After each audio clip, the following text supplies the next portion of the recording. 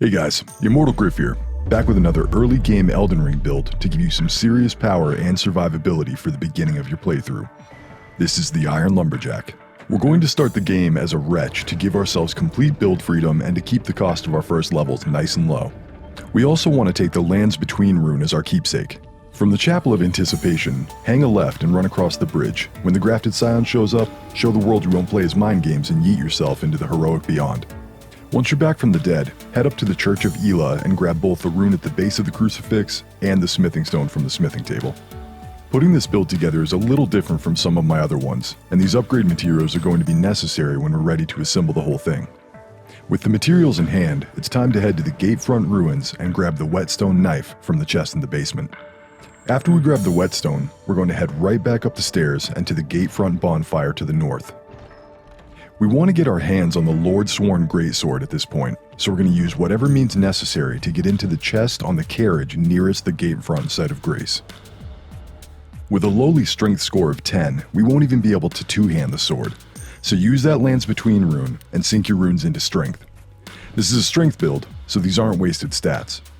This is also the reason we'll be using the Lord-sworn greatsword to farm our 100,000 runes instead of the flail. There's a guide to farm those runes in the description, by the way. Next up, we want to follow the highway south until we come across the caravan being pulled by two trolls. You can kill all the enemies here if you want to, but I find it fastest to just slap one of the trolls and then rob the coach, bandit style, before taking off with the goods. The next thing we want to do is head to Fort Height in the Mistwood. We're here to kill the knight at the top of the fort and take the Bloody Slash Ash of War.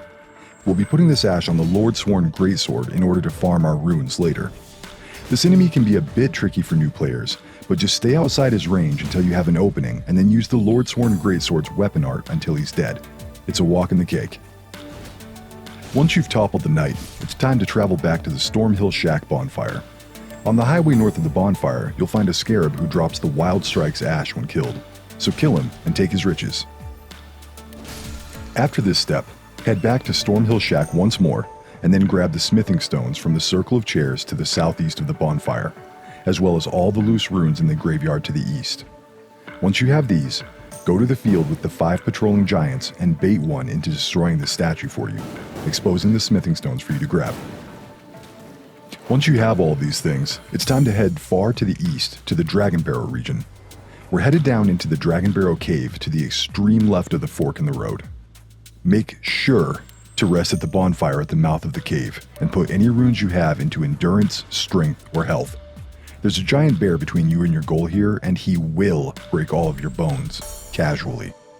The best way to get past the bear is to sneak a little way behind him on his right until he stops. Then, run like your ass is on fire and your hair is catching, ahead and to the right until you find the Bull Goat Talisman. This poise-increasing crumb of magic is all we need out of this cave, so it's time to head to the infamous Fort Faroth to farm some souls. Like I said before, I have a comprehensive guide to this step on the channel, linked in the description below. The only difference here is that you want to put Bloody Slash on the Lord-sworn greatsword and change its affinity to blood. Then go to town, remembering to use the gold-pickled Foulfoot you should have in your inventory from my farming guide.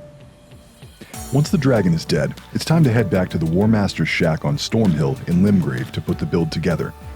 We want to two-hand the Great Axe, equip Wild Strikes to it, and use any runes we picked up along the way.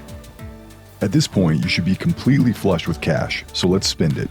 First, head to the Round Table Hold or the Church of Ela to upgrade the axe to +3 and change its affinity to heavy.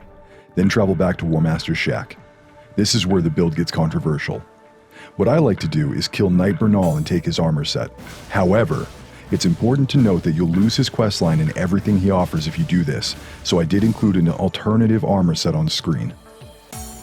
Once you've either committed cold-blooded murder or purchased the Knight set from the Twin Crones at Round Table, it's time to level up and complete the build. Once you're done, your stats should look something like mine, with a 30 in endurance so you can roll in this hefty armor. If you win with the Knight set, I recommend putting the extra points in health to offset the lower damage reduction.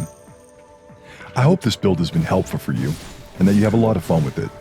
I'll leave you with some gameplay of the Iron Lumberjack in action, but make sure to like and subscribe, and come by the stream some night on Twitch. I hope you have a great day. Keep smoldering with thy meager flame, Tarnished.